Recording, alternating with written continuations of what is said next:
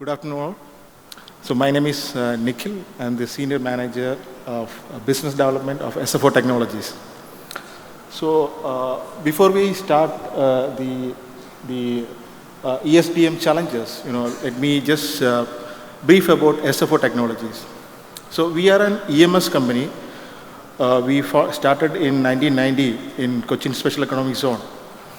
And we are in this industry for the last 3 decades. Okay. And the revenue of the company is around 2,500 crores. And we operate in Cochin, Bangalore, Pune, Thailand, and US. Okay. These are the manufacturing locations of SFO Technologies. And we serve in healthcare, then industrial sectors, aerospace and defense, then the transportation sectors also we are serving. And we have some very good customer base like GE Healthcare, Israel Aerospace, then Google X, and also we are working with Amazon Labs, some of the exclusive customers we have. Also we are working with Thales for a French the defense company. That's all about the SFO Technologies. And talking about the ESDM sector in India, so it's having a huge potential of growing. And we have projected around 300 billion by 2026 for the ESDM sector. And the government initiatives like the Make in India program and the PLI schemes, this will boost the sector. And also, we are also facing some of the challenges, that I will be covering in my coming slides. So one of the challenges currently we are facing is the infrastructure and the supply chain constraints. Okay, we are still depending on importing many components from the APAC region, especially for the China and Taiwan regions. And also the semiconductor fabs in India is very less. Like the high cost, the logistics cost. Currently, we have incurring around 3.5% of the total, the revenue of the company for logistics itself, which is including the importing the component from APAC regions and, the exporting the products also. So this is one of the main problem that the EMS companies are facing. So we want to bring down the overall logistics cost by 2%. That is one of the problem statement. And I have a separate slide coming in and, all these problem stages I have concluded in that also. The second one is the high import dependency. So currently we are importing our 80% of the components from different countries. This is costing a lot for the overall project cost. And the third the challenge we are facing is for the skilled workforce. Okay. So as you know that for the EMS companies we require skilled workforce for the design centers, R&D side, and we are currently facing this is one of the challenge. And the fourth challenge is the regulatory policy challenges. This is which includes some of the complex taxation from the government side, then the long approval times for the customs clearance and all. And the fifth is the capital investment for the semiconductor fab industry and for the R&D investments also. This is also the major challenges because the entry barrier for this sector is very high. You need huge investment to enter to this sector. Okay. The last challenge, it's a global competition because, as you know that as an EMS company, we are competing with the EMS companies from the China and some APAC regions. So getting a business from, the global OEMs, it's a little bit tough, right, based on the prices and all. Having said that, government has already started. My previous speakers already said that, government already started many initiatives to boost this, the EMS sector. One is the PLI scheme, which is already started, this is already boosting the startups. Then, we need to develop some kind of, the electronic manufacturing clusters. That is, again, another one. Then the skill development program, we need to tie up with some of the universities, colleges, to develop the skill set of the employees. So this is a problem statement. We have already 4 problem statements for the EMS sector. One is related to the logistics cost that I mentioned. Currently we are spending almost 3.5% for the logistics, okay, which we need to reduce to 2%. And the startup can give suggestions like, they can give some kind of suggestion how we can improve the logistics cost. You can use the AI technologies, and you can give us the proposal how we can reduce the overall logistics cost and also improve the lead time. Currently, for air shipment, it will take 1 week, and for the sea shipment, we are facing 4 to 6 weeks time for getting a component from the international market. Now, this is already causing the overall takt time of the product. Okay, so that is one of the major challenge for winning the global businesses. So most of the OEMs, they are looking for the the product in 2 weeks or less than 2 weeks time. So we are unable to meet that the lead time because of the component industry lead time. Our fabrication lead time is just 1 week only, but for the component lead time is it's little bit on the higher side. So this is one of the point we are putting to all the startups. You can give us a solutions. How you bring down the overall logistics cost and also reduce the lead time. Then we need some kind of a mechanism, the domestic mechanism for the components. Right now, as I mentioned, almost 80% of the components currently we are importing. So we need a local ecosystem, a domestic ecosystem to buy the components, so that we can reduce overall lead time of the product. So these are the 4 problem statement, and one more point, which is for the ICE gate issue, which is for the digital the e-filing system for the Indian customs. Again, for getting the clearance of the output product, again we are taking too much time. So we need a solution for all these 4 problem statement. We need a solution from the startup side.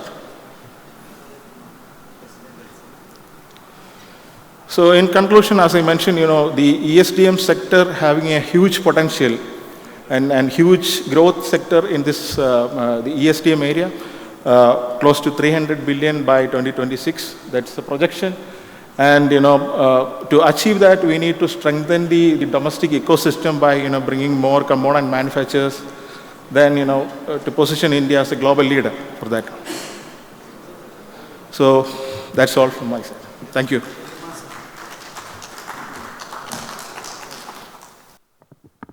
Now I will be inviting the startups on the stage for the technology that they have developed to present it on the stage. First, Mindgrove Technology Private Limited, Mr. Nikhil Pai, and we have jury members, Dr. Ravi Bhatkal, MD MacDermid Alpha, Mr. Sasi Kumar Gendam, President Elsina, Ms. Reema Shah, IIT Madras Research Park, and Director STPI. So for the first startup, Mindgrove Technologies Private Limited, Mr. Nikhil Pai. Hi, good evening everyone. My name is Nikhil. I head the, I look at the sales and marketing at Mindgrove Technologies. So let me just wait for our presentation to load and then we can start. Yeah, great, thank you. So Mindgrove makes SoCs in India. And I think the person from BrandWorks will be very interested in us. So firstly, we are a fabless semiconductor company. That is, we only design, we don't manufacture our chips ourselves. So we're based in IIT Madras Research Park in Chennai. We design our chips based out of there. We're building chips for IoT, analytics, vision, and signal processing. So our partners are Shakti, Imagination, RISC-V, Synopsys, Ansys. And we've raised funds from Rocketship, Speciale, Mela Ventures, Peak 15, and Whiteboard Capital. We are based out of the Research Park. We are incubated in IITM Pravartak Technologies Foundation and also in the IIT Madras Incubation Cell. So our founders have combined 2 decades of experience. So a lot of people here said that our company is 20 years old, 35 years old. We are 4 years old. And yeah, we were founded in 2021, actually in February itself. So our first chip came out in May of 2024. And currently we're talking to a bunch of OEMs and ODMs in the automobile, home automation, smart city devices, and the IoT space in general. Our processors are built around the Shakti C-class set of cores, which I'll talk about later. And fabless, as this diagram shows, is at the center of the semiconductor supply chain, which means that we take, I would say, IP from companies, build our chip, and then send it to the fab for taping out the silicon, get it packaged. After that, EMS, ODM companies, OEM companies use our chip in their products, and then it's sold to the end customer.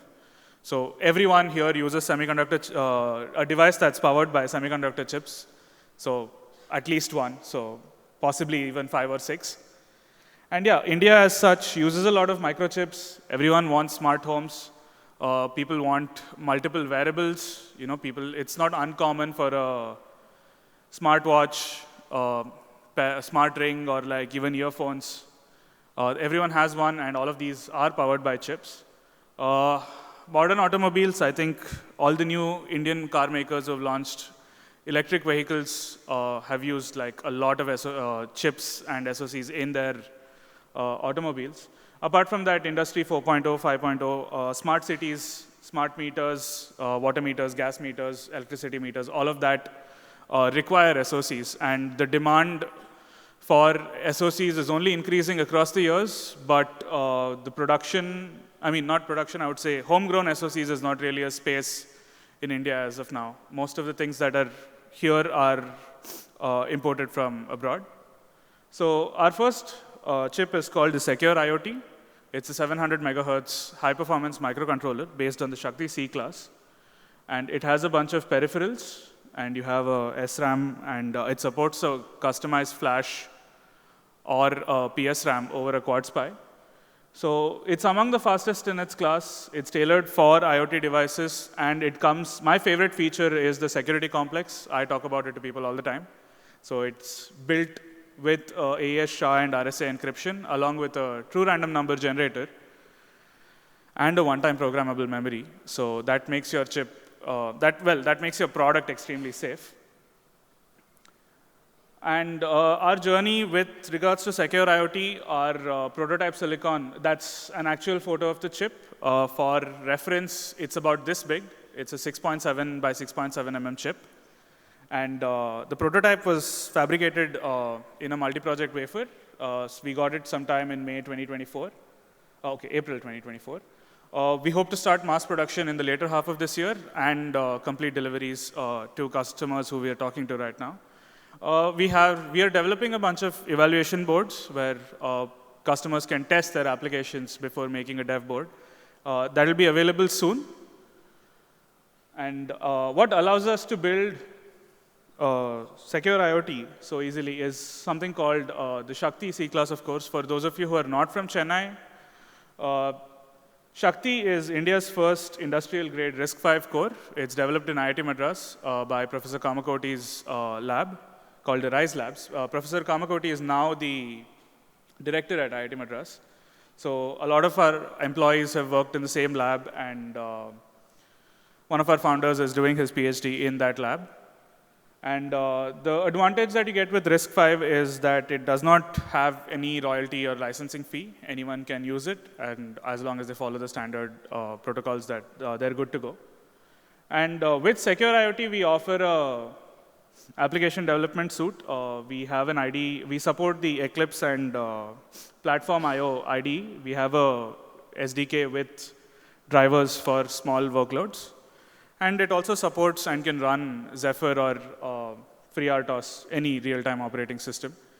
So you can recompile code written for other SoCs and use it with Secure IoT, which is actually India's first commercial-grade high-performance microcontroller.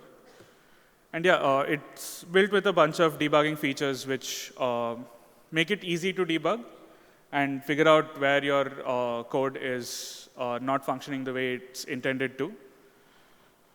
Talking about target spaces, Secure IoT is meant for EVs and automobiles, wearables, security devices, access control systems, supply chain and retail, modern homes, and a bunch of the applications the gentleman from Brandworks mentioned. That's what we can do with our chip. And that's about our first chip. This is our second chip called the Vision SoC. It's hopefully expected next year or so. It's targeted towards high-performance edge and computer vision workloads such as IP cameras, infotainment systems, single-board computers for industrial control, and many more things.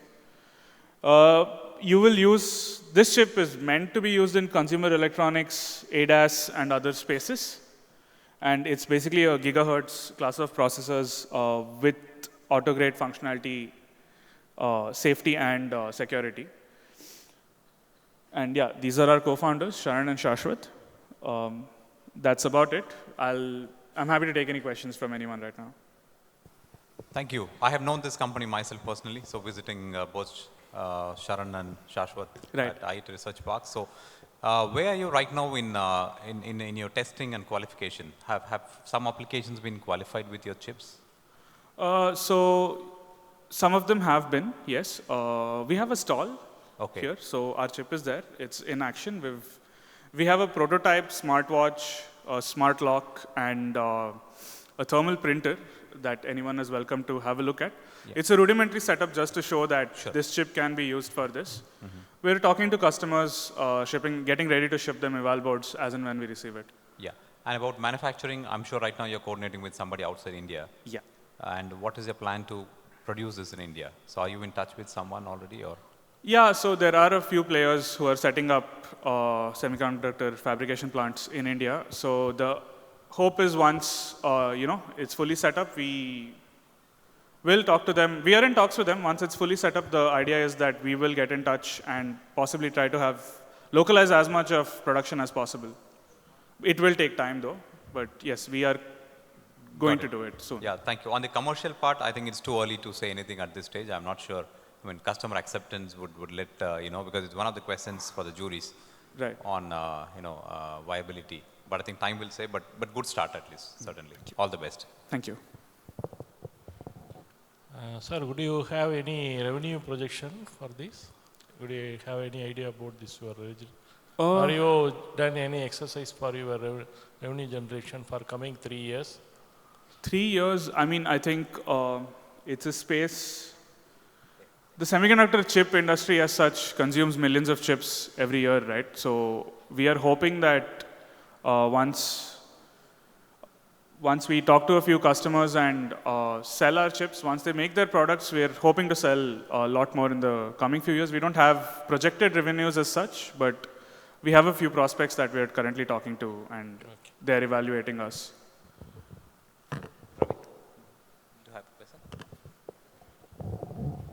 So the business model specifically is you would be selling the finished packaged device to your customer, who would then assemble it into their system, design it and assemble it into their system. And we will sell chips at the end of the day. You will sell the semiconductor devices or the packaged devices? We'll send the semiconductor chip. Okay. That's just the silicon. To a customer who's, let's say, making smart meters or sound boxes or things like that. So will they get it packaged and then assemble it? So are you talking about packaging this? So there is something known as chip packaging, where you're packing the silicon into a usable black package. That's what you're talking about? Yes. That we will do and give it to the customer, and they can use that for. That's what I was asking. Yeah. Okay. So this would be a finished packaged device that can be assembled on a board, correct? Yes, that's correct. There is a plan to also make modules that customers can use as well. Like so we'll integrate a few other functionalities. You may vertically integrate, but have it manufactured? Yeah, we can do the design, get it manufactured, and ship it to customers. Okay, thank you.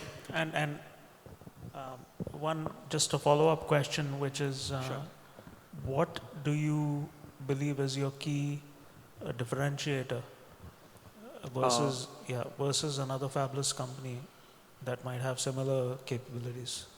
I think as the years are progressing, right, the smart devices space as such is consuming more and more, is requiring more and more compute. That is, your processors are becoming more powerful. And we feel that designing for the Indian market requires you to be in a certain space, like not too low end or not too high end. And we feel that there's an opportunity in the market that we can tap into right now. And we are the first ones in this space who have made this. So that is our advantage as of now. Of course, that will mitigate over time. And the idea is we have designed our chip for newer upcoming devices. So that is the way we've looked at things. Because some people say that it's a little high powered for current applications, but we feel that it is rightly powered because the requirements are changing every year, right? The devices are becoming more and more powerful. Okay, thank you. Yeah. This is only up to jury. Questions can ask. This is a different. Jury can ask only questions. That's all? One last question, sorry. Sure. Nikhil, you are from marketing. Yes. This is something for the first time being designed in India. Yes. What will you do to make it adopted by the Indian industries and the market as a whole? Right. So, when we set off making this, we just thought, yeah, we will give you the chip and you will use it. Later on, we realized that the industry in India is not there yet.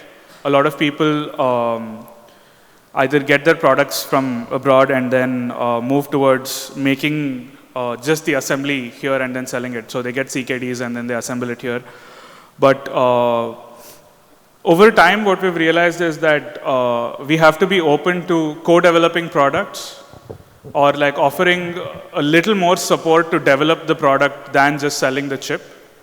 So one of the things that we are open to doing is instead of just giving you the chip, we'll give you the chip and we'll tell you how to design your board accordingly and then incorporate it into your product. So that is one of the things that we're offering.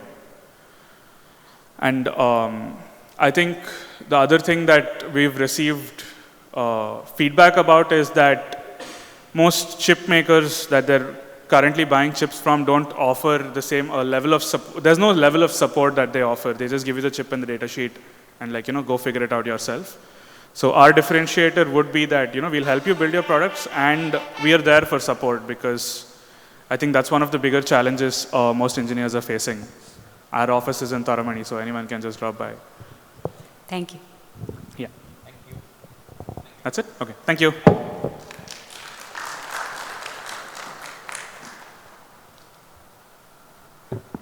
Thank you. Up next, we have presenters from Zyma Analytics Private Limited. A huge round of applause for them, everyone.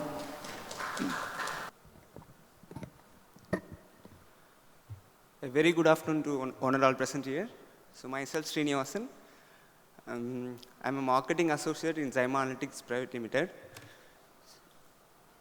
So Zyma is a deep tech company started from IIT Madras. We are incubated in IIT Madras Research Park.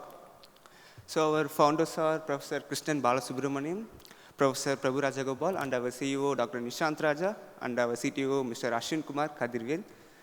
So basically, we have started from the IIT Madras C&D Lab, Center for Non-Destructive Evaluation.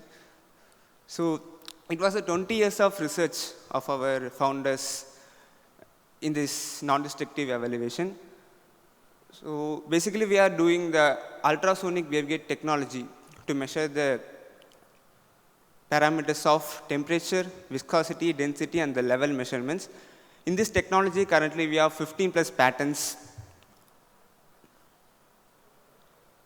So basically, we are working in the industries like oil and gas industries, refineries, and aluminum smelters and steel manufacturers, where they are facing many problems, and also the critical parameters like temperature is the main for them. So conventional methods like thermocouples, RTD, IR guns, this is the conventional equipments where for the temperature measurements. So problem with that conventional method is like you will get only single point measurements.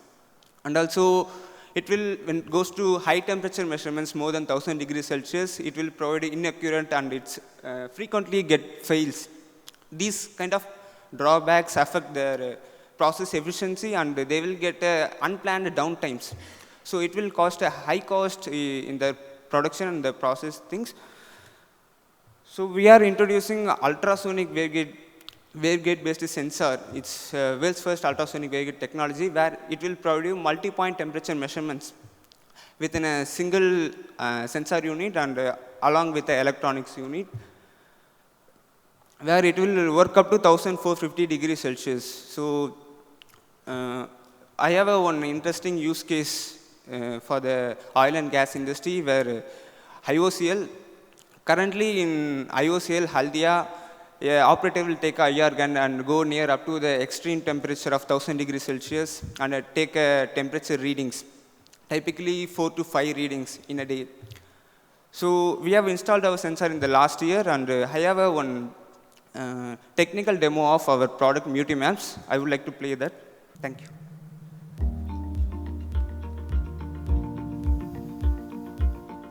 Welcome to CIMA Analytics, where innovation meets industry needs. Today, we introduce the UT-Maps, a state-of-the-art sensor designed for precise temperature monitoring in reformer tubes. Our sensor is engineered for seamless integration into industrial furnaces, ensuring accurate and reliable temperature readings. Installing the UT-Maps is straightforward, and our team ensures smooth integration with your existing furnace setup. Our technicians meticulously calibrate the sensor to meet your specific requirements, ensuring optimal performance right from the start.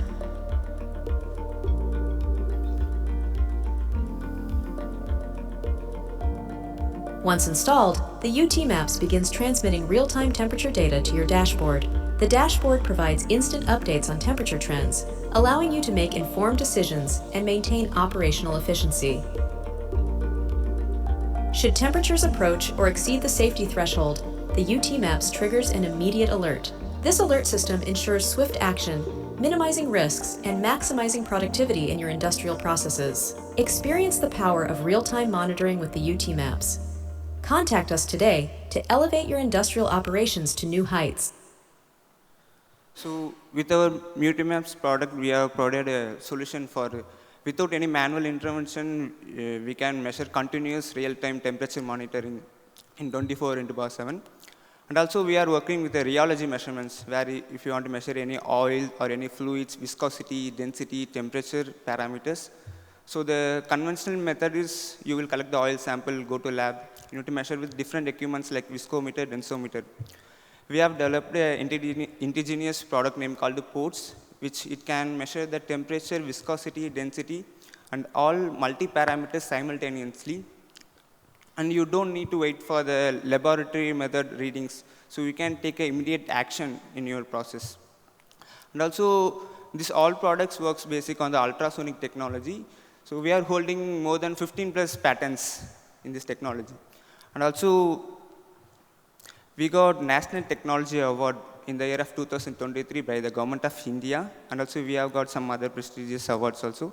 Currently, we are working with 15 plus multinational companies across various industries like oil and gas and other aluminum in EGA, in Sweden and US also.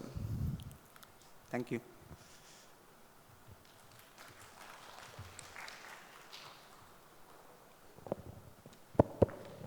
Yeah, sorry, one question. So, so these sensors, where do you buy the sensors today? Is bought local? I'm sure it's designed locally, but are the components also made locally, or do you import? So actually, from the electronics unit to the software, all is indigenous by our in-house teams. Okay, so all of them bought. So where do you assemble then? In the research park? In IITM Research Park. Oh, okay, got it. So, and so your key use case right now has been the oil and gas industry. No, so we have worked with in aluminum where Vedanta in Jharsuguda. Okay. Their problem statement is in aluminum pot line. Currently, they are working with the IR gun, same, where we have installed our sensors with a continuous pot line condition monitoring. Okay. So this is, I mean, your product is designed only to in an area where it's kind of focusing on temperature or something else as well? Temperature as well as viscosity, density of rheology measurements. Okay, so these three Yes. are the main cases. Yes. Okay. Okay, got it. Thanks. Yes. So, your company, this one, highly appreciable one. Would you use any AI-powered model for these products? Exactly, sir. We are working with that. We are collecting the readings, and with that we are working for the prediction of the downtimes when they can do the maintenance works in the future. So, what kind of the tool you are using for this AI-powered physical? So, sir, actually I'm from the marketing area. I am not deep into that technical. Okay, no worries. I think there is one thing about your revenue potential. I think that goes to all startups. So please kind of think in your mind. That's an open question. So about revenue model, the end of the day, they all have to be in the market, and then so do you have certain projections? So actually I'm not sure about that. Okay, yeah. I mean, you're from marketing, so you are the one who is going to sell it. Yeah. Okay, great. If not, then thank you. Thanks. Thank you so much. Bye. But we wish you become a billion-dollar company. Sure. Yeah. Thank you. Thank you. Up next, we have Silesium Circuits, Mr. Rijin John. A huge round of applause, everyone. Come on, everyone. Let's keep clapping. Come on. Hi. Silesium Circuits. We are primarily a semiconductor IP and SoC company, a fabless company. We are incubated with FabCI IIT Hyderabad. And we are into the wireless space. When I say wireless, we connect the unconnected devices, and we are sector agnostic, whether it's in the AI, automotive, robotics. All these technologies today or in near future will be wireless, and that is the domain that we are in. And the wireless IP space is somewhere forecasted to touch around $34 billion by around 2034 at around 15% of CAGR. This is about us in brief. Dr. Arun Ashok, we were classmates. He is the other co-founder and CTO of Silesium Circuits. He was earlier with ISRO. He was part of the only semiconductor fab in India, SCL Mohali. After that, he went to Germany doing his master's and PhD, and now he takes care of the entire RFIC design and team. I'm Rijin John, the other co-founder. I'm passionate about the business side, so the CEO role is on me. I was earlier part of the RF domain with Bell Labs and Alcatel-Lucent with a couple of patents, and also in the business domain. We have a strong lineup of advisors who help us navigate in our entire journey. When we started our semiconductor IP venture, there were multiple problems to be solved, or potentially that can be solved, especially from the Indian semiconductor market scenario. And the first problem that we handpicked was to develop NAVIC, which has both a commercial as well as a strategic application for Indian use case when we started in 2021. And we also have, with years, we also have taken up multiple other IPs and SoCs with various schemes. And NAVIC, like I said, is the first one that we handpicked. And what you see on the screen is the successfully taped out NAVIC chip with around 20 samples. And what you see with me, I don't know whether you can see this. This is the chip, which is the front-end module of the NAVIC, which we started just for NAVIC to support L1, L5 as well as S-band. But our chip can support not just the Indian NAVIC, but also support GPS, GLONASS, Galileo, Baidu. That means we can support any GNSS system across the globe. And the performance of this chip is tested and is better, multiple parameters are better than 3 other international chips or competitors, which makes it truly Indian, made in Indian, and made for the world. This is the positioning of Silesium Circuits in the entire ecosystem. We are supported by various government, which includes MeitY, DOT, and as well as from the highways and other authorities. We work very closely with all the professional bodies because they are the flag holders of our journey.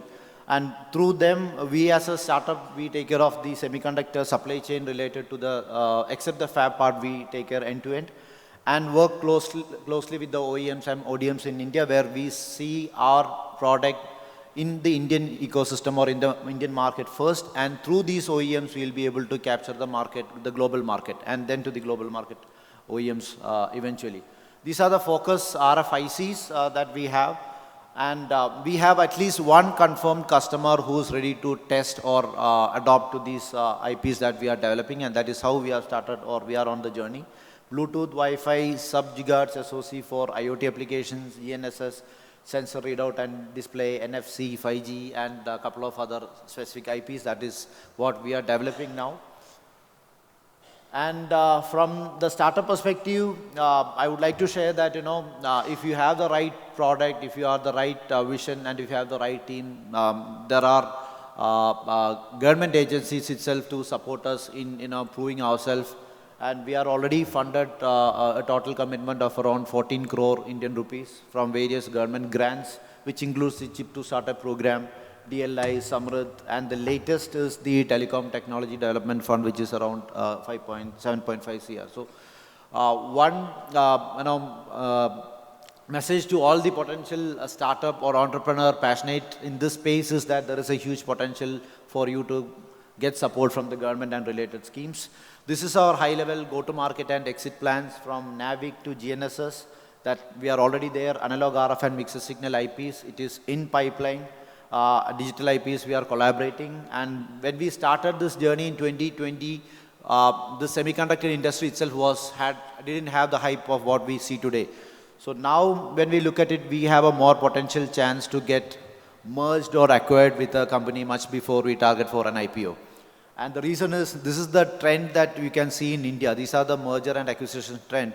And majority of those companies, we are working or in discussion with a potential collaboration and partnership, and some of them are very closely connected with us. This is about us in brief. Thank you so much for this opportunity, and especially to Elsina for your continued support. And we look forward to collaborating with the other companies to make end-to-end indigenous semiconductor, electronics, and components in future for all the modules. Thank you so much. So, Rajan, what do you see as the potential opportunity size in this sector that you've identified? For the wireless segment? Yes. Market size I'm talking about. Yeah, from the the total TAM perspective, like I said, the current the 15% of CAGR, it is forecasted to touch around 30 billion, 34 billion by 2034. But that's globally? Globally. Yeah, that's a TAM. But SAM-wise, like, we have 3 confirmed customers or customers who's already evaluating our front-end module for their navigation-related application, including a government entity. So that is our first pilot customers, I would say. And once we have that, there is a huge potential to capture the other Indian companies as well as abroad. So the first few customers is what we always target at this point of time, because as you know, when we reach out to the customers, the first question is whether you have it now or not. So once we have a proven product, then we would target a larger audience. So in terms of revenue for the GNSS, what we are developing, we have a margin, target margin of around 50% per revenue. But what about, in terms of the, what I would call differentiation, your product secret sauce and your IP and in there, how do you differentiate yourself versus somebody similar? One key differentiator is, Dr. Arun Ashok, who's the CTO, who's really passionate about, so we do system design and architecture. That makes us very much unique as compared to many others, because we build everything from scratch. So we understand the customer requirement. They may not need the 100% of what exactly is already available in the market. So that gives us an advantage in terms of power, performance, or the total area required. So that itself is an advantage for from a product perspective. Second thing is, the time to market. As compared to many other entities, we are closely connected with the entire ecosystem of the semiconductor space, from fabs to the distributor IP network. So that, in a way, makes us unique as compared to a potential. This is our business model canvas. So if you look at the key partners, that is all set. We have a clarity as to whom to reach out if there is some sort of a challenge or potential bottleneck. What are the revenue streams, who are the customer segments. So that makes us, at least from a startup perspective, we have an understanding of what needs to be done in terms of challenges to handle. Yeah.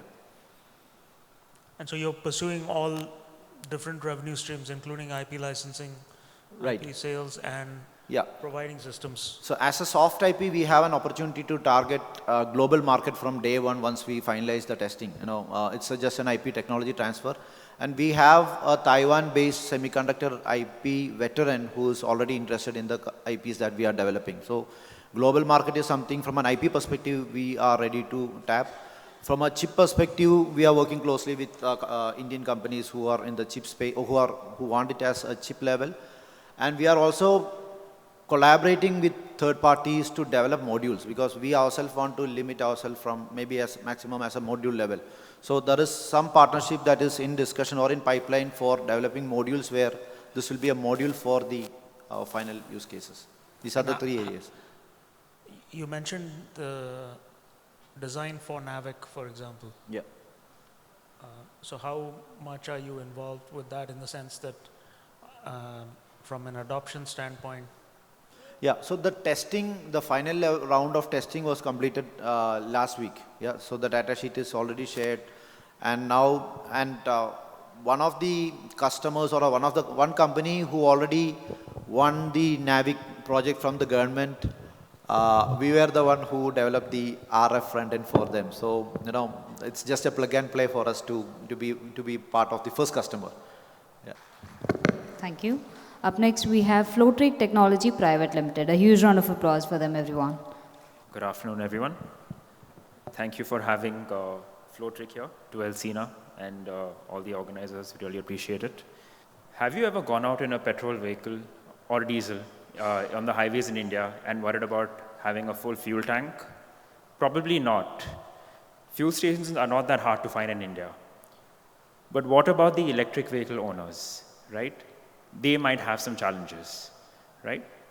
But not for long. On that note, I want to introduce Flowtrick. We are an electric vehicle charging station manufacturer based at IIT Madras Research Park. Good afternoon, everyone. My name is Ronak. I take care of sales and marketing for Flowtrick, and we have our co-founder, our Maverick co-founder, Anita, who's our technology expert. So here's a problem, right? There's a lack of indigenously designed and manufactured charging infrastructure, which is reliable, customizable, and cost-effective. Today, we are aware there are increased geopolitical risks, tariffs, and trade barriers being imposed on countries, right? So there are custom duties. So most of the chargers currently you see in India today are imported from China, right? There are import duties on these which have been, set by the government, and these are subject to consistent change, and we don't know what the, tariffs could be 1, 2, or 3 years down the line, right? Moreover, chargers are scarce in India. One problem is, where do we go and find them? Even if we do find them a public charger, it might be in use by another vehicle. Or worse, even if it's not in use, it might not be in working condition. So here's a solution for us. 100% made in India charger from design concept to manufacturing, leveraging our world-class ecosystem at the research park and our engineers. Most of our parts are sourced indigenously to establish a robust domestic supply chain without reliance on any foreign imports. Flowtrick will also offer a high level of customizability in terms of power output in voltage and ampere, right? So the objective here is to provide, a long-term solution for our customers without them having to worry about, spare parts or serviceability, and just developing that entire domestic ecosystem within India, which does not really exist today at all. So why enter the market right now? Are we too late? Are we too early? Let's look at some numbers. The battery price of a vehicle currently is about 12,000 rupees per kilowatt. This is dropping at an astonishing rate and scheduled to be only 4,000 rupees per kilowatt hour by 2030, right? It's important to note 70% of the cost of an EV is just the battery cost, right? And on the right-hand side, you look at the growth rate of the EV charging infrastructure segment, which is growing at about 40% year on year, right? And we're scheduled to hit about more than $5.5 billion by 2030. Currently, there is no standardization in terms of guns. A few years ago, if some of us are aware, there was lobbyists, government and OEMs battling as to which charging standard should be used in India. Now we have settled that CCS2 and Type 2 guns. The lower total cost of ownership, as mentioned in the previous slide, the battery cost reduction has significantly brought down the cost of ownership of the vehicle. The ratio of EVs to public chargers is 1:40 on the conservative side in India right now. Global standards are at 1:15 or even 1:7 in China. And we need to get to at least 1:20 by 2030 if we are to make really any progress in the segment. The government has also launched a number of incentives, like the PLI and the FAME2 scheme to support these initiatives. Some of them are reduction in GST rates just to 5%, and there are also subsidies on installation of infrastructure in municipal corporations and government designated areas. So let's look at the market size of chargers at the top right now. Currently, we just have about 12,000 odd public chargers in India. Now, we need to hit about 2.2 million by 2030, which means about 400,000 units annually, right? We're possibly going to see the bulk of this production towards 2028 onwards. Currently, we have about 500,000 EVs on the road, bulk of them being two-wheelers and three-wheelers, and we're forecast to see about 80 million by 2030, which will be about 30% of the total market. So each country has unique demographics, and India being no different, right? We have a huge number of two and three-wheelers. Most of these would be charged at home or in battery swapping stations. Four-wheelers will involve a mix of AC and DC charging, depending whether they're used for commercial fleets or residential charging. And most commercial fleets will have their own private depots where these stations would need to be set up to minimize downtime of these vehicles. It's important to note that fast charging is not always advisable for a vehicle because it will impact the battery life of it. Yeah. So these are our products. We are primarily into AC and portable chargers. Our AC chargers start from 3.3 kilowatt going up to all the way up to 22 kilowatts. Our portable chargers are up to 3 kilowatt starting from 1 or 480 watts. Yeah. We also have a charger management system, which is a front-end sort of a mobile app that can provide a dashboard of, what is your charging time, what is the energy consumption, which user charged, how many units. Reports can be customized really. And in case any of our clients do not require the CMS, we can integrate our chargers with a third-party application. Right. So just before I get into the business model canvas, we've tried significantly to focus on our unit economics and make sure that we are profitable on on all our transactions, which we have done successfully at the moment. We've spent a significant time over the last 5 years. 2019 is when we started testing and incorporating and iterating these chargers, getting customer feedback, and now we're just about to begin our commercialization journey. Though we have sold about 300 chargers in the market till date. So our key value proposition is offering a customizable, indigenous, and a reliable solution for our customers. The key customer segments are charge point operators, OEMs, and battery manufacturers. We want to differentiate ourselves by providing a superior service, empathizing with the customer, not just our B2B customer, but the end user. We have a policy of going on the ground, getting feedback from users, and understanding their pain points, and incorporating that into our development. Our revenue streams are a one-time sale of the charger, or we can do a revenue sharing model, and we also work on royalties for our in-house developed designs. We have partnered with Salcomp, over the last few years, who've really helped us in terms of being a supporting manufacturer. We are obviously working very closely, with sourcing companies for our components and chipsets. We continue to design and innovate because we feel that that is where the industry will need to progress. We're always looking forward to what's next, whether it's leveraging solar chargers or say fast chargers for two-wheelers. And these are the customers we currently work with across CPOs, OEMs, and swap stations. So Sonic Mobility and GoPark are some of the clients we're actively working with. We're designing chargers, or we supply the chargers to NeoMotion. They are an electric wheelchair company, and we're also working closely with Garuda Aerospace to name a few. So essentially, that's about a little bit of Flowtrick. I try to keep it as brief and concise as possible, but happy to take any questions. Yeah. Thank you.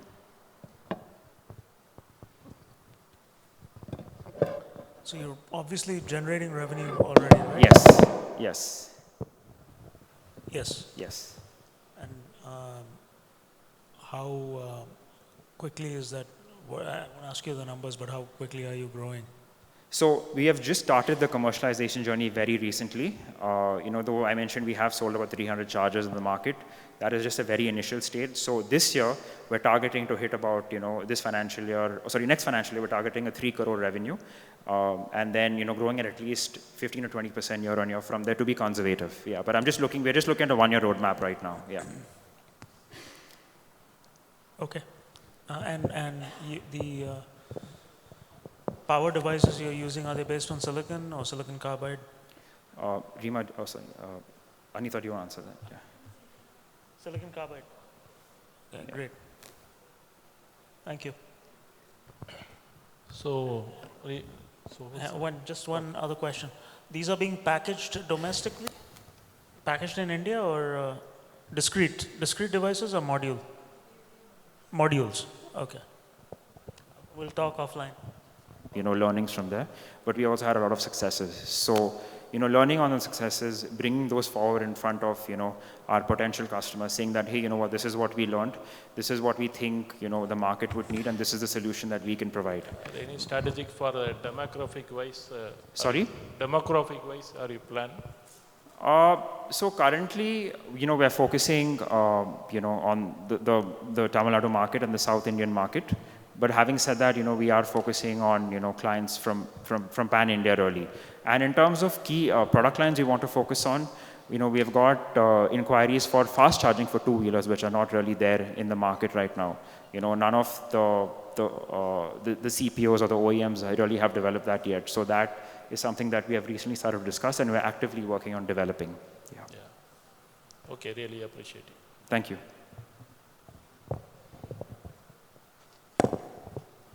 Yeah, thank you. No questions. Thanks. Thank you. Next, we have Triolt Energy. Hi, everyone. We are Triolt Energy Private Limited. Thank you, Elsina Source 2025 for providing this opportunity to present here today. I'm Ananya Gangadharan and one of the co-founder of Triolt Energy, and Rajesh and Raghu are the other co-founders of Triolt. We have accumulated experience of 35 plus years of experience in lithium-ion cell manufacturing domain. So we Triolt, we strongly believe that for the mass adoption of electric vehicle only can happen if we sort out these problems. What are the problems? So right now we know that the cells in the market only support for 4 to 5 hours is the charging time. If you buy an electric vehicle, you have to wait for charging 4 to 5 hours. You have no other way, right? So, and the second problem, it is risky to charge in the warm environment. So if you want to use public charging stations in the warm environment, especially in India and also other countries, like a tropical environment, it is very difficult to charge in the warm environment with the present technology. And the third one, the customer perspective, we see that the range anxiety. That means, so if I use an electric vehicle, so you have an anxiety like how many kilometers you can travel and where I will charge my vehicle. So these are the anxieties are there. So unless and until if we didn't solve these problems, we can't expect for the mass adoption of the electric vehicles, not only in India and also in global. Okay? So how do we tackle these problems? So we come up with the solution, the cells which can charge in 15 to 20 minutes. You can do the full charge. So you don't need to worry about where you can get the charging station. So once the cell supports for the fast charging, you can charge it in anywhere. So you can avail the public charging station and you can charge your cells in 15 to 20 minutes and you can use it. So we are just matching with the fueling time with our cell technology. And the second one, in India, when we bring the technology in India, we have to think about, in India, we have mostly on the summer side, right? So the cells should be suitable to charge in the warm environment. So we have tested our cells in the warm environment, especially I would say like above 45 degree, and we have tested continuously in the 3C charge rate, and we could see that our cells temperature is increasing only 4 to 5 degree. That means the technology is very much capable of doing fast charge in the warm environment. And so with this technology, you can use the public charging stations. You can just imagine that if EV adoption happens, you definitely need public charging stations. You can't make you can't make in India, especially in India, some 10 to 5 kilometer public charging stations. So you have to make sure that public charging stations should be there, but at the same time, the cell should support for long range. So we come up with the technology, you can do the fast charge, and you can operate in the warm environment, and you can go for more range. So these three problems we tackle in our cell technology, and we believe that with this technology, we can go for mass adoption of electric vehicles in India and also in global. Yeah. So this is our product right away. I would show here, this is our product. This is a lithium-ion cells made in India. I would say this from the scratch, we have made the lithium-ion cells in India. So this is an NMC-based lithium-ion cells. It can do the fast charge in 3C rate. Even we have tested at 45 degree. We kept in the chamber at 45, and we observed more than 6 months continuously in the fast charging mode. Yeah. So you can see pretty very much here in the specification point of view, you can do the full charge in 15 to 20 minutes. And since it's an NMC chemistry, this nominal voltage is 3.65 volt. And since it's NMC chemistry, it can pack more energy. So you don't need to worry about the energy density, and you can travel more distance without worry. Yeah. How we could do the fast charge, how we could bring the fast charge in the cells. So we have some innovation in the cell level, in the cell processing, and also in the design aspect. So we engineered the electrodes most likely like in the thermal perspective and the electrical perspective. It is very good electrical and the thermal conductivity. And also we are tackling the issue of the lithium plating. So once we tackle these issues, the cells are capable for doing the fast charge. As previously we know that most of the cells in the market is not supporting for the fast charge because the cells are not designed for the fast charge. If you try with those cells available in the market to do the fast charge, you can see that the cell's temperature will go up and the cells will drastically fade. And also you should not try for that because there will be a hazardous effect. But in our cells, you can straight away use for the fast charging without any worry. We have done it very much testing, we have done it. Yeah. Can you, I just want to play this video here. Can you help us? Cell charging live data. So can you just play that?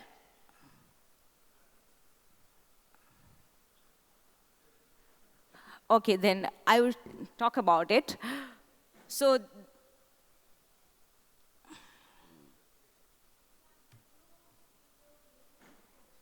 okay, I'll talk about it. So this is the cell charging live data. This video, we have kept the cell at 45 degree, and we have observed more than 6 months. So the cell capacity is 5 amp-hour cells, and we have done it at 15 amps, that is the 3C rate. And within 10 minutes, you can get 50% of the charge. And also we have also observed that once it goes for the 10 minutes, you can only reach the temperature around 50 degree. So if you do anything from 45 degree also, you can see the increment 50 to 51 degree max. Yeah. And the strategy. So we see that in India, we have electric vehicles, but we import 100% lithium-ion cells. And also the cells are not apt for the Indian tropical conditions. So we need innovation in the cell perspective, and also we have to do the local manufacturing of lithium-ion cells in India. So we target on this, and we made the lithium-ion cells in India with a 15-minute fast charging. Yeah. And the market, we see that for the faster penetration, we will be focusing on the electric two-wheeler sector, and later on we will be focusing on the four-wheeler sector as well. Yeah. So these are my USPs on my product. So this is the fast charging capability, as I mentioned earlier, and the long cycle life, and the thermal stability. So this is the target market in the electric two-wheeler and four-wheeler sector, and also we focus on the battery pack manufacturers, and also the storage systems. Yeah. So these are our collaboration, and we got some awards from different entities. Yeah. Happy to answer any questions. Yeah.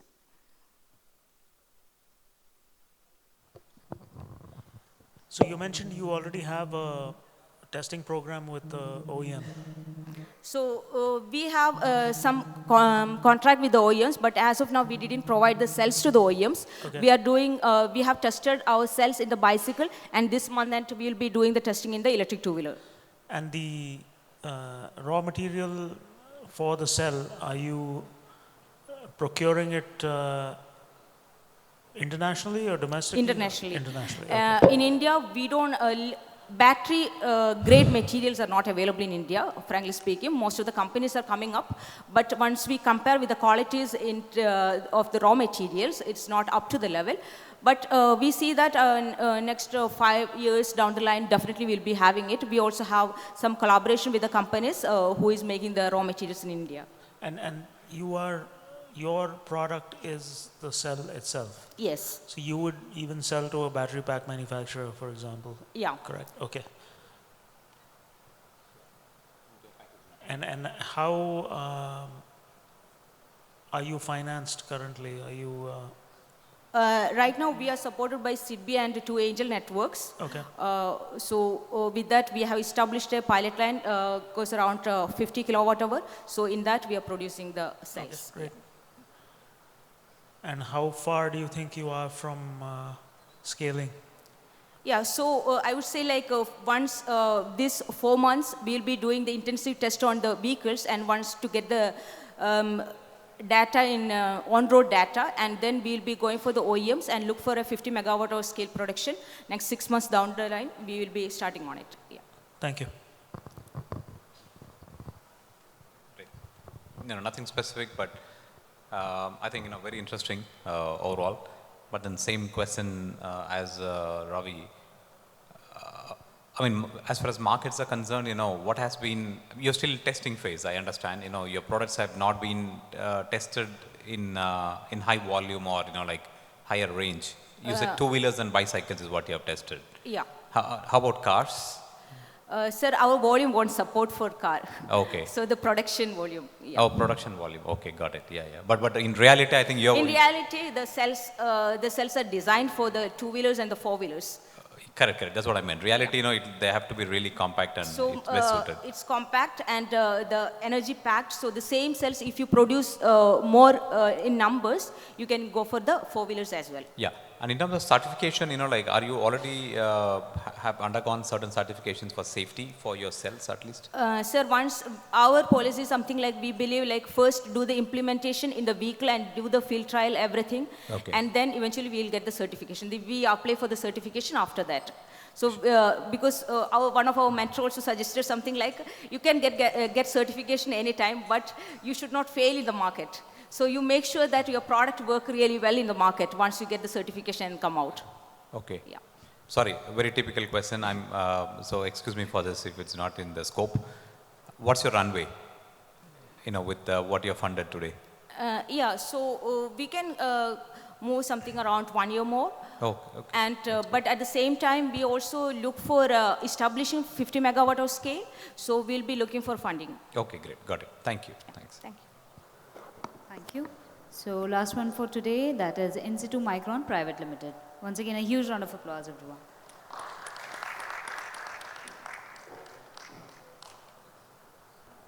I am Kaushik Papakollu. I am co-founder of In-Situ Micron.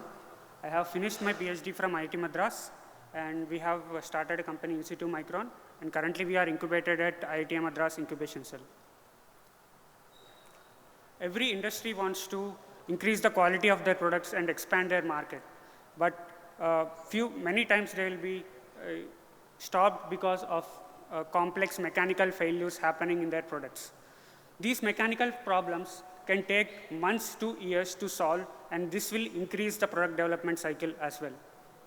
And also it consumes lakhs of money, lakhs to crores of money. And to solve this problem, every industry needs a R&D setup which can help in testing and do R&D, and currently this is very expensive.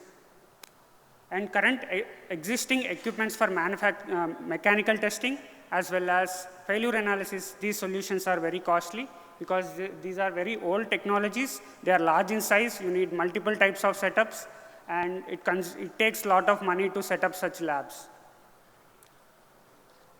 So we at IIT Madras researchers and engineers, we have come up with a solution called miniaturized multifunctional mechanical testing equipment.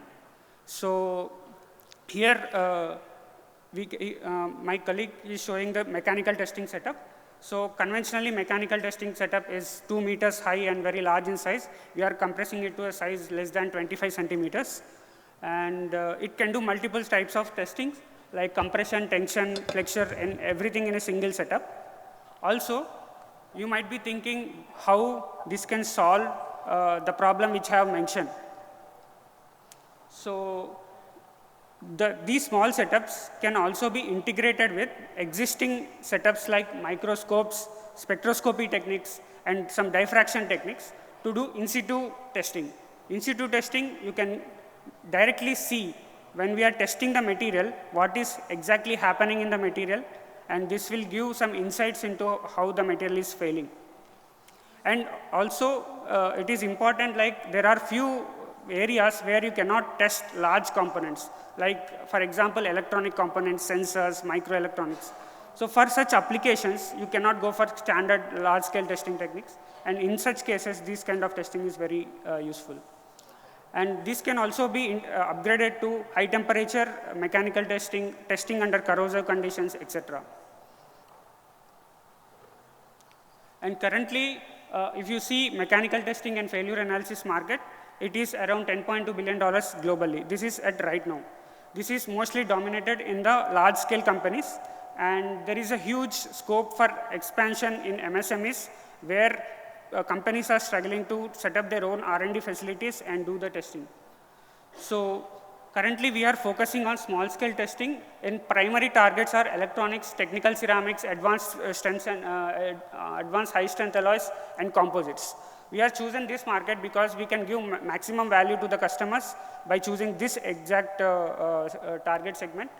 And people are already started testing with in these industries with using our instruments.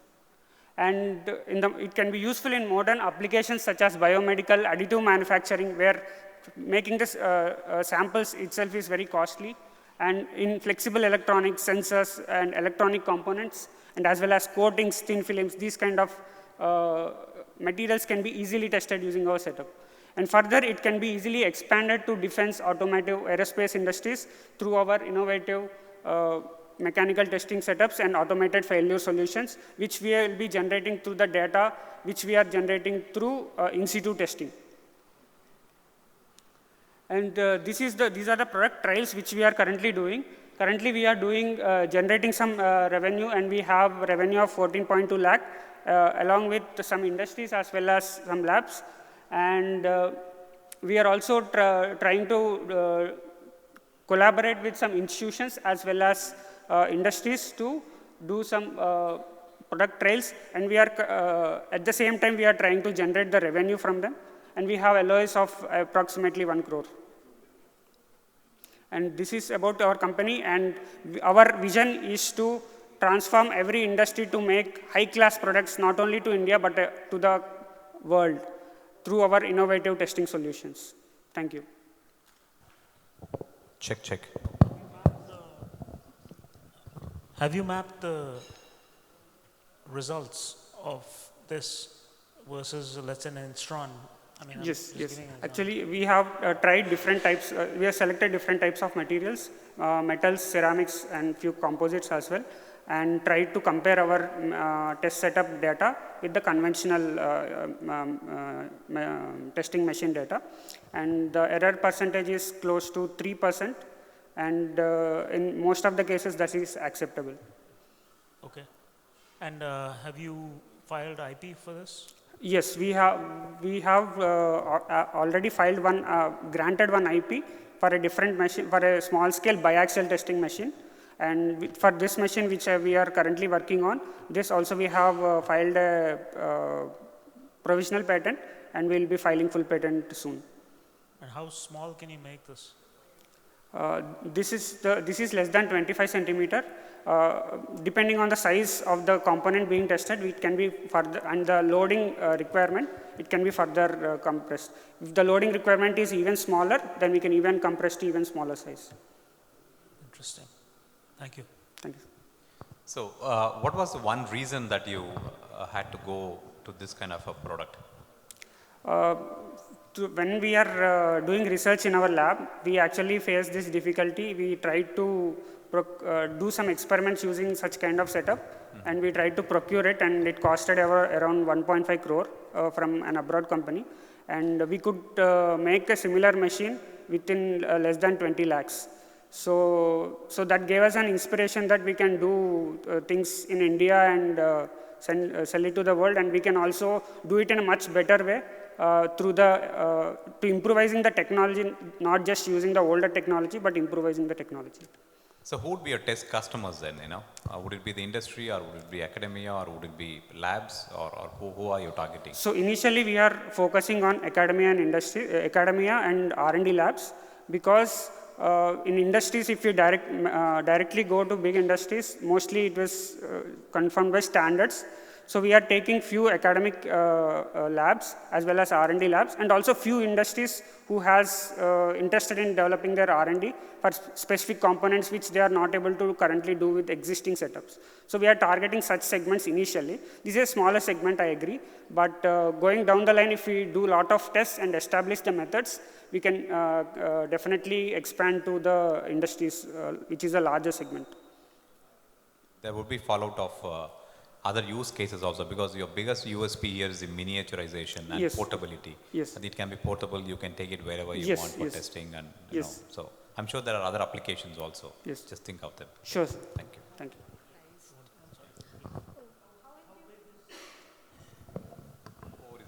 How big do you estimate the market size to be for this? Have you done a rough sizing? So I mean, what is the market for mechanical testing equipment? So for the market for the mechanical testing equipment today, it's around $6.3 million worldwide. $6.3 billion. Billion dollars. And it is, if you go into, this is mostly played by big industries as well as academic labs. But if we go into MSMEs and target those in future with our automated solutions, because they don't have expertise to completely use it, so we need some directly give some data which can be useful for them. So if we tap into that market, it will be even bigger. Yeah. What is the price delta, should I say cost delta, for a user if they are looking to buy this versus a regular Instron machine that they install with, you know what I'm saying? Yes. So it depends on the many things. So currently we are mostly focusing on testing as a service and with few sales.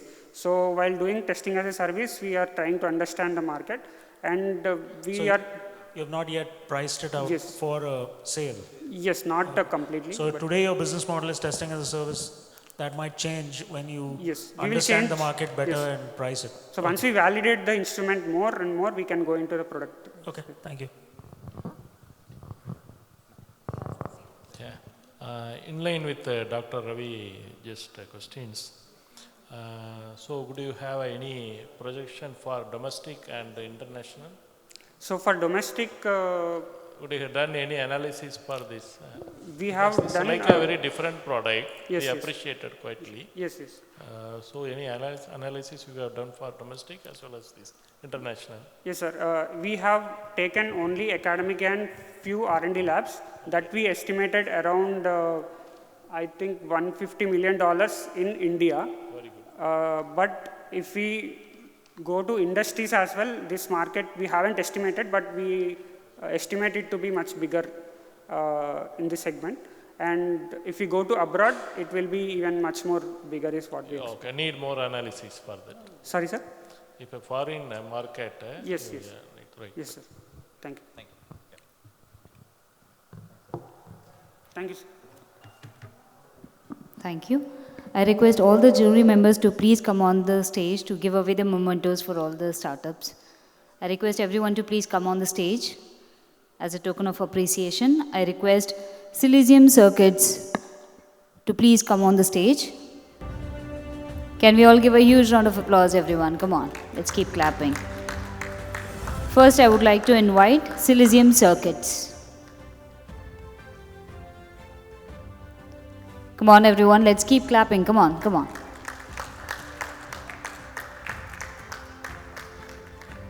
the memento for Silesium Circuits.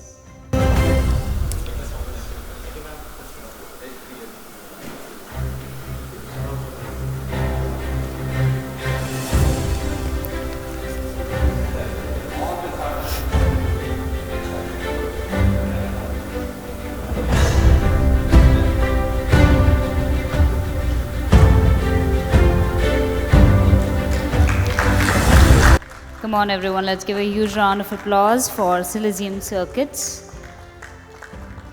Thank you so much for being a part of today's event as well. Thank you.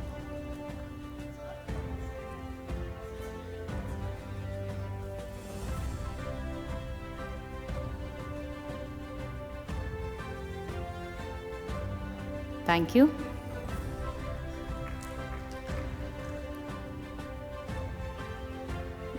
Next, I would like to invite on stage Trialt Energy Private Limited. Can we all give a huge round of applause, everyone, for Trialt Energy Private Limited.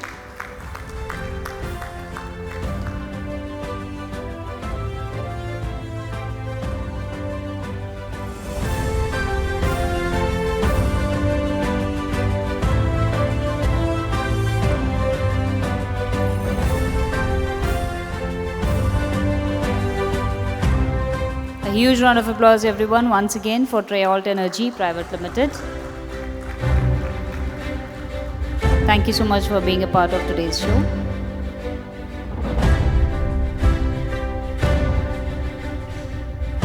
Thank you. I would like to now invite on stage Flowtrig Technologies Private Limited. A huge round of applause for Flowtrig Technologies Private Limited.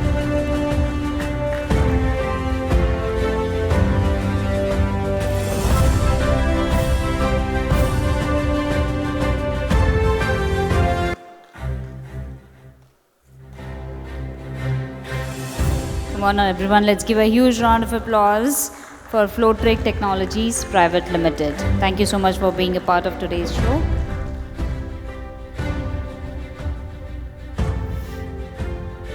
Thank you. Now I would like to invite on stage Insitu Micron Private Limited.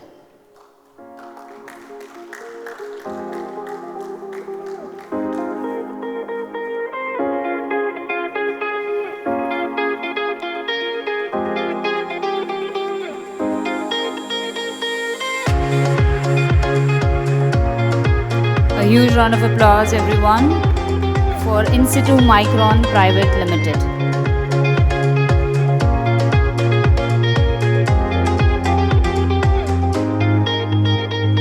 Thank you. Now I would like to invite on stage Zyma Analytics Private Limited.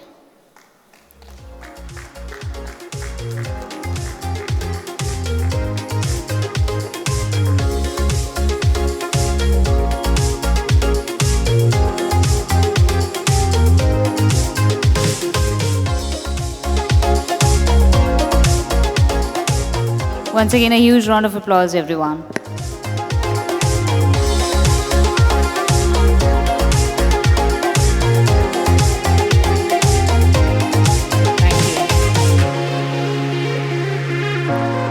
Thank you so much to all the jury members. Thank you for coming on the stage and honoring everyone. I request you all to please take seats. Thank you, all the startups who presented today. I mean, you have been the cream of a lot of applications that came through us, and you actually presented to the relevant audience. That's more important. It's not about the quantity of people, but the quality of people. So therefore, I would say that you have had a lot of key members here, and so therefore, it was great. I think each and every one was very unique. I think solving unique problems, not just for today, but looking foresighted, solving challenges for many more years to come from now. So on behalf of Elsina, on behalf of myself and every one of us on the jury panel, I truly wish you, each and every company, all the very best. I was just whispering to Rima when I was sitting next to her. I said, looks like we are all creating like factories of startups. You know, like startup has become the real buzzword, but it's not about the starting, it's really about the ending. So starting is easy, but I think going through it and making it happen, I think that's where everything is there. But then remember, when the going gets tough, the tough gets going. So that's exactly is the role of startups at the moment. So therefore, keep it going. I think keep the spirits up, and we wish you all the best. And we, from the industry, from Elsina, individuals, we are all really available to support and do whatever we can do in our capacities to help you move the needle and move to the next stage. Thank you again for being here and taking out your time. And thanks to everyone else and the entire Elsina team, to you as well. Thank you.